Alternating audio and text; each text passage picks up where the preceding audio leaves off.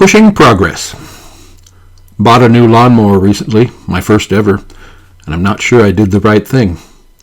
I hated to give up on my old one, you see, since it's served me faithfully the past 10 years, since I bought it at a flea market for $5. It's an old 1940s Montgomery Ward manual reel mower with a wooden handle that's splitting. The well-worn blades chatter like crickets as I push them gainfully across the lawn. A push mower doesn't trim grasses as readily as one of those self-propelled motorized models, nor does it cover ground as quickly as those riding mowers can, but it has its advantages. Starts every time, for instance. I could say I preferred a push mower because it's better for the environment. The emissions of gas-powered lawnmowers, according to the Environmental Protection Agency, are a significant source of air pollution. Los Angeles has considered banning their use to help clean up its air. I could point out how little noise the push mower makes compared to a power mower. Behind its whirring blades, I can hear the phone ringing, or a baby crying, or a meadowlark singing. Or I could talk money.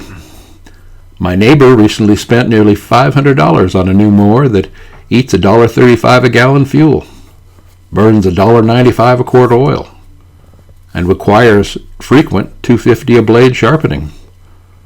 A squirt of WD-40 on its blades now and then is all I've spent on my machine. In truth, I just like the laid-back feel of pushing a real blade mower across an open expanse of lawn.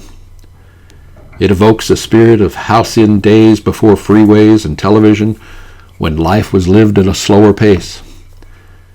It calls up Norman Rockwell images of white picket fences, Model T Fords, and freckled boys on two-wheelers. Push mowing is like wood carving or gardening, more like a hobby most days than a chore. Performed carefully and with the right spirit, there can be a meditative quality to the experience. The sweet smell of fresh-cut grass rises from the blades. The contour of the land expresses itself up the handle, and the gentle, rhythmic chattering of the reel becomes musical. The pushing turns to dancing. I'm no Luddite bent on doing away with new technologies. I wouldn't want to return to horse-drawn tilling or hand-churned butter. I appreciate the quality of compact discs and the time-saving features of computers. Where I live now, there are more cows than people and no toll booths for 1,000 miles. Banking only takes a few minutes unless I meet a neighbor with something on his mind. My new mower weighs less than half what the Ward's machine does, and it cuts much more evenly. Its blades are crafted from heat-treated alloy steel that holds an edge longer, and its 16-inch cut is calibrated to thousandths of an inch. The 5-blade ball-bearing reel looks much like the old ones, but the chrome-plated flared-top handle is new and the cushioned grips are a nice touch.